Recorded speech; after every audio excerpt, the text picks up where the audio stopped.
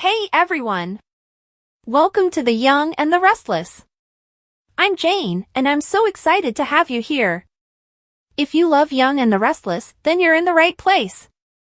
Make sure to hit that subscribe button and turn on notifications so you never miss a video. Alright, let's dive right in. As Billy Abbott gets ready for an insider plot, Kane Ashby will have a hacker mission for Phyllis Summers, according to The Young and the Restless recap on Friday, August 8th.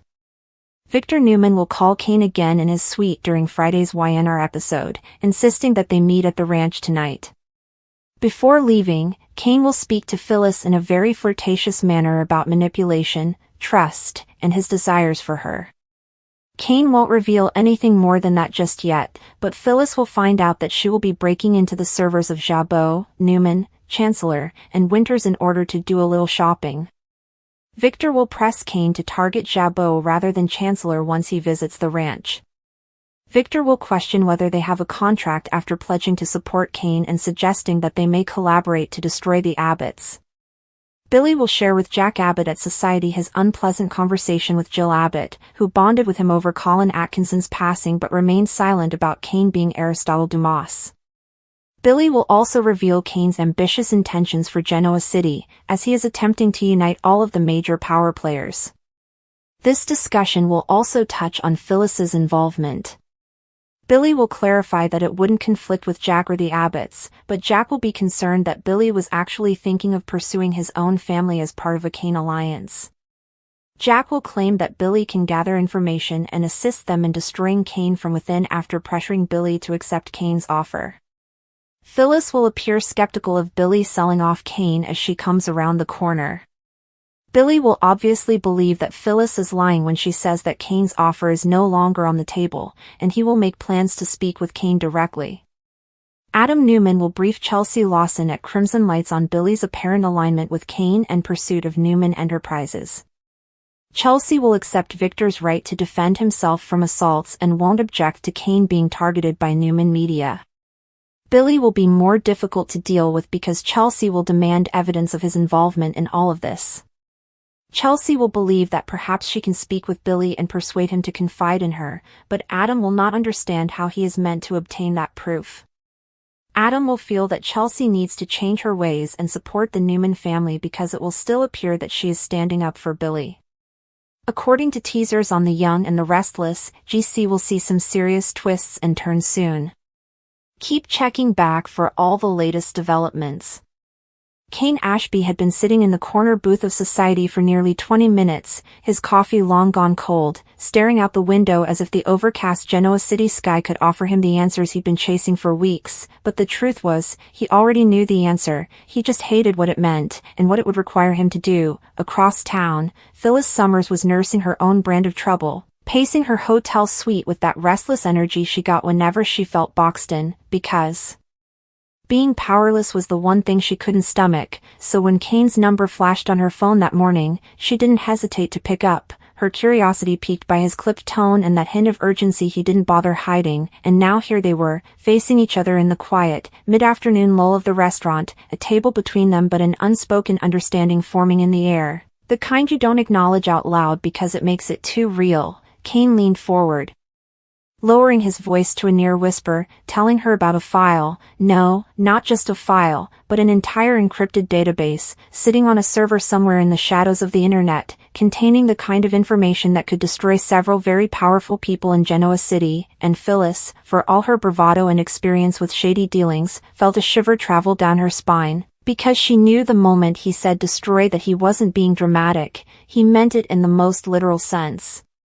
Careers, reputations, marriages, gone, obliterated. She asked him why he was telling her this, why not handle it himself, and Kane smirked in that frustrating way of his, the kind of half-smile that hides more than it reveals, telling her that she was the only person he trusted enough to pull this off, not because of loyalty but because of skill, because if anyone could get past the layers of firewalls, trace the right IPs without setting off alarms, and pull the data clean without leaving a Single breadcrumb, it was Phyllis Summers, and yes, she knew her way around code and cyber sleuthing, but this was different. This wasn't about exposing a cheating husband or busting a minor scam. This was about reaching into the heart of something deliberately buried, something someone clearly didn't want found. He had repeatedly pushed the boundaries of commitment, ruined his own happiness, shattered hearts, and gambled with his future. However, he had not anticipated this conclusion. He spent the morning strolling about Old Town, dodging market booths and grinning at random people as if he had just regained his breath. He even gave Johnny and Katie a call and left them meaningful, lengthy messages, the kind a father might send when he suddenly realizes how fleeting life is. However, nobody could have guessed that Billy was plummeting behind those serene words and gentle smiles. Nothing had ever shaken him as much as what he had discovered the previous evening. Someone from his past had discovered him in a secluded corner of a dark and nice bar. This was not an accident, rather, it was deliberate. Someone who wanted Billy to keep quiet for all the right reasons. Forever. The man's name was Julian Barron, which Billy found unsettling but which would not have registered in Genoa City. Billy had once met Julian, a strong, well-connected figure in the European underground scene, during one of his rash business trips overseas. Julian had made Billy an offer that seemed like it would lead to immediate financial catastrophe. Billy had abruptly backed out of the agreement out of desperation and conceit, but not before exposing Julian and left him short by millions of dollars. Billy believed he had gotten away with it at the time. He was mistaken. Julian was patient. And now his moment had arrived in the streets of Nice. It had been a short but terrifying encounter. Julian didn't have to yell or make a direct threat. "Everything has a price, Abbott," he said, taking a sip of his drink across from Billy. "Additionally, you have been living on borrowed time." Billy had dismissed it with trepidation, as though comedy might cover up the shiver of terror that was running up his back. But he knew on the inside. Julian's threats weren't baseless. And despite his charisma and confidence, Billy wasn't sure he had what it took to run again. Billy went back to the hotel that afternoon and paced the suite like a man torn between two options. He put down his phone after picking it up to call Lily. Picked it up once more to give Jack a call. Nothing again. How would he respond? That a specter from the past had arrived to gather?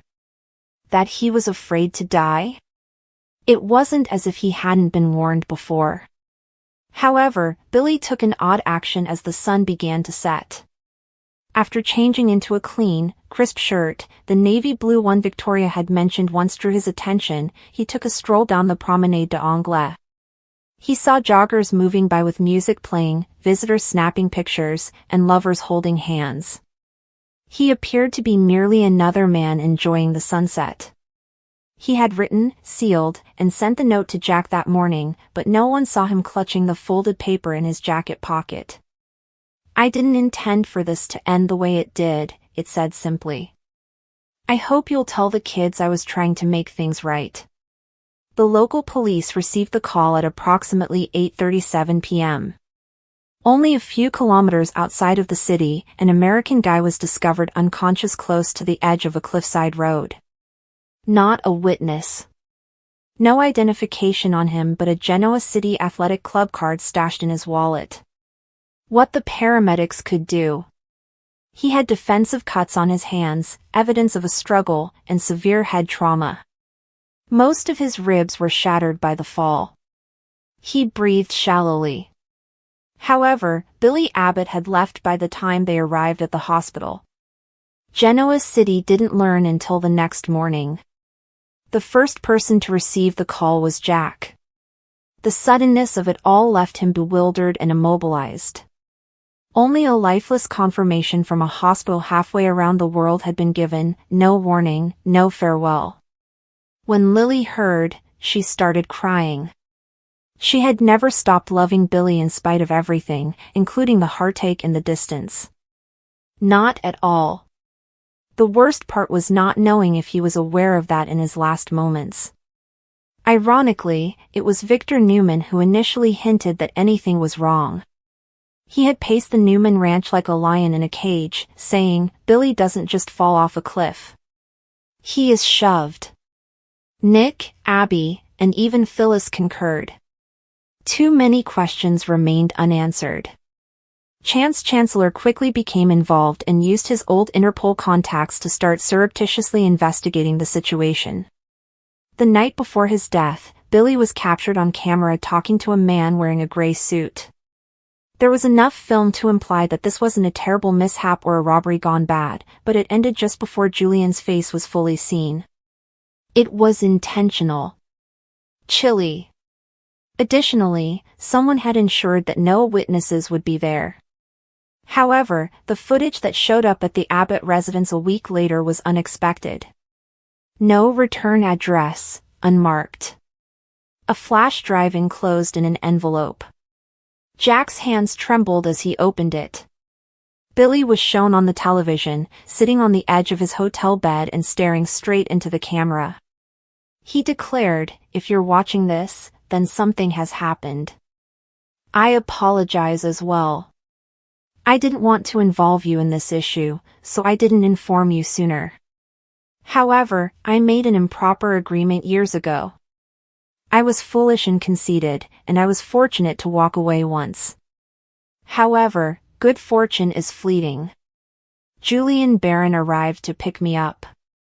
At least you'll know it wasn't an accident if I'm gone, even though I didn't think he would actually do it." Jack sat silently, dropping the flash disc. As it weighed heavily on his chest, tears filled his eyes. Billy was aware. Instead of running again, he had decided to face his fate in the last hours. Genoa City hosted the funeral. It was private, quiet, and full of faces that at one time or another had either loathed him or loved him. Beside his coffin, Delia's photo served as a sobering reminder of how fleeting and unpredictable life can be. Speaking through tears, Lily recalled a complex, irate, yet unforgettable man. She remarked, "He never stopped believing he could be better, loved hard, and fought harder. Even when he was unsure of how." With a silent prayer in her eyes and a hand on her heart, Victoria stood at the rear. Unexpectedly, Kane also traveled in from abroad to give his sympathies to everyone who had been impacted by Billy's turbulent, passionate life journey, not just the Abbotts. Although the probe was discreet, it didn't make much headway. Julian Barron was gone, gone, gone. No associates willing to speak, no digital trail. He seemed to have vanished from the world. But for those who knew Billy, his death left an imprint that would never disappear. He was not flawless. However, Billy Abbott had discovered something akin to bravery on his last day of life, in the streets of Nice, confronting the specter of a history he was unable to escape.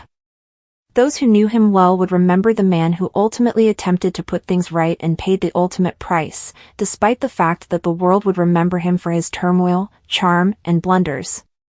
Understanding the impact of the hacking mission depends on its nature. It relates to the young and the restless long-standing focus on corporate warfare if the goal is to access a competitor's database, reveal secrets, or alter financial records.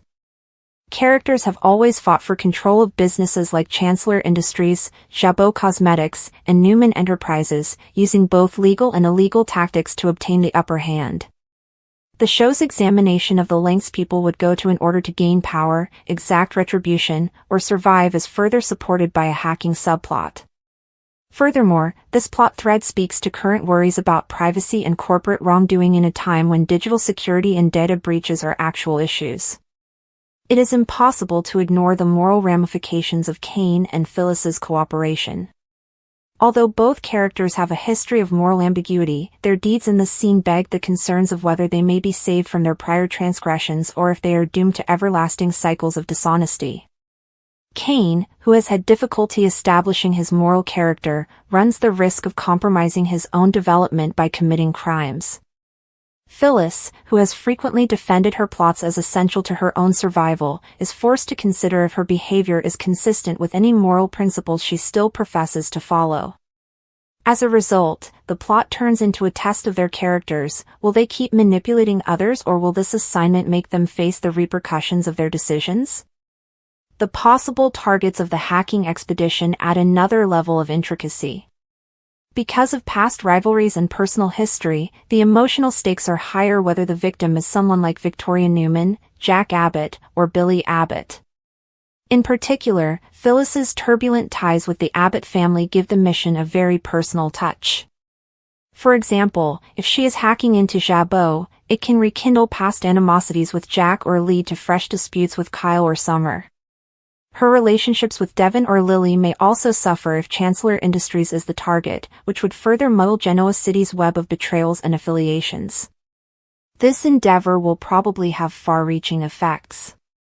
If effective, it might cause a change in the balance of power in large organizations, which could result in public scandals, hostile takeovers, or blackmail.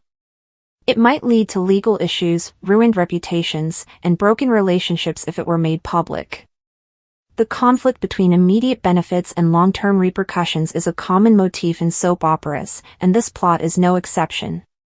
Kane and Phyllis might succeed in their short-term goals, but the cost might be more than they expected, particularly if their cooperation breeds mistrust or treachery between them. Additionally, this narrative provides a means of examining themes of deceit and trust. Kane's choice to include Phyllis shows that he may not have faith in her commitment, but he does trust her abilities. On the other hand, Phyllis's readiness to take part suggests that she values the partnership but might have personal goals. Because it is based on mutual benefit rather than true trust, their alliance is by its very nature precarious. Viewers are kept in suspense by this dynamic, wondering if one will betray the other or if outside forces will foil their plan. The characters' psychological aspects are also relevant.